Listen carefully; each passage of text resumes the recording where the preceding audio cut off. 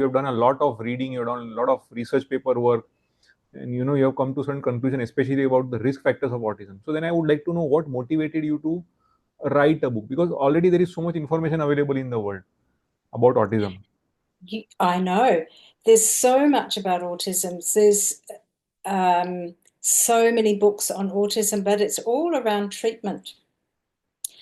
I purchased every book that I could find on autism risk factors and how to prevent autism, and there are three books that I could find. All the rest are on treatment and management and diet and everything.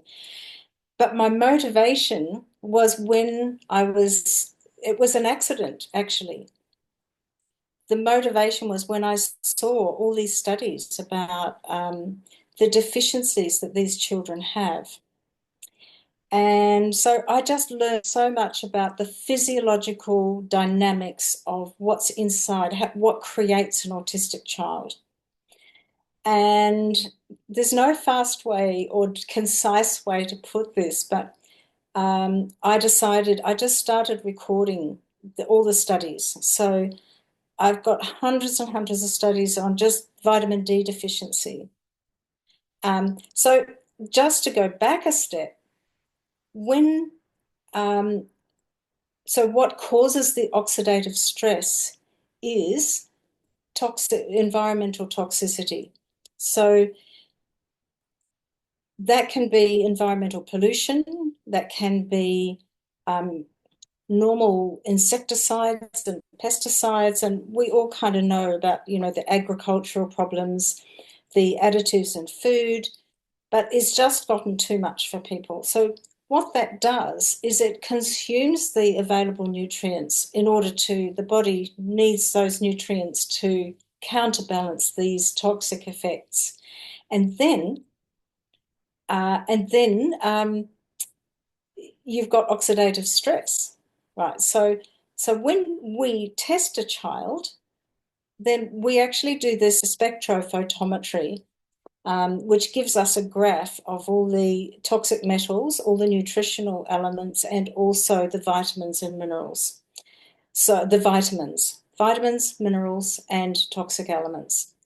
And with many of them, almost all of them are deficient in zinc, deficient in vitamin D. They may be low in vitamin C because their bodies are so depleted, so their brains are depleted. And I've got in the book, I have a lot of the graphs to demonstrate that. So this is the thing. As a homeopath, what do you do once you know that the chances of a child with autism, that them being deficient in vitamin D is kind of so high? And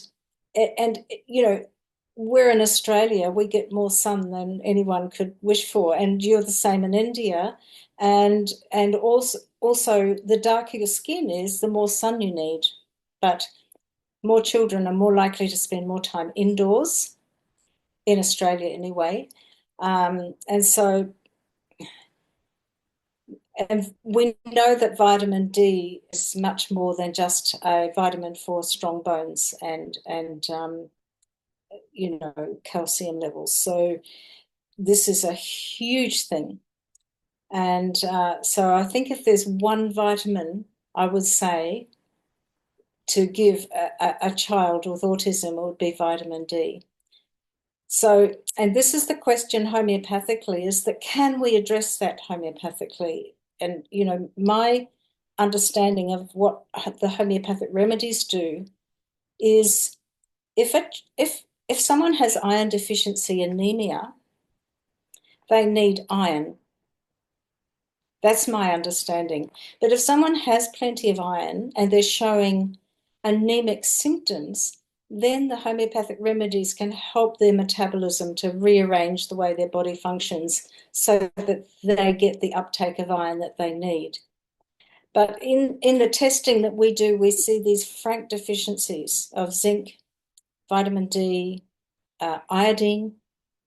Iodine's huge. And we know that iodine is so essential for normal neurological development. So, and the list goes on. And I have to say, it was a huge surprise when I was looking at all the papers, all these research papers. It's like, oh, wow, there's this risk factor and that risk factor. And then I put it all together. And that's not even talking about the medications and vaccines and things like that. So it just became, the information overwhelmed me completely. So I started to try and collate it. And then that led to writing the book. Because I thought parents have to know this. And I felt pretty strongly about it. So I wrote it for parents, but it's turning out that practitioners are also finding it quite informative. And I just cannot believe, I've been in practice for over 30 years, and I cannot believe that I stumbled on this information and that so many people, good practitioners, are not aware of it. And yeah, so this is the biomedical area of autism that we're talking about. And homeopathy, you would say, absolutely is a part of biomedical treatment for children.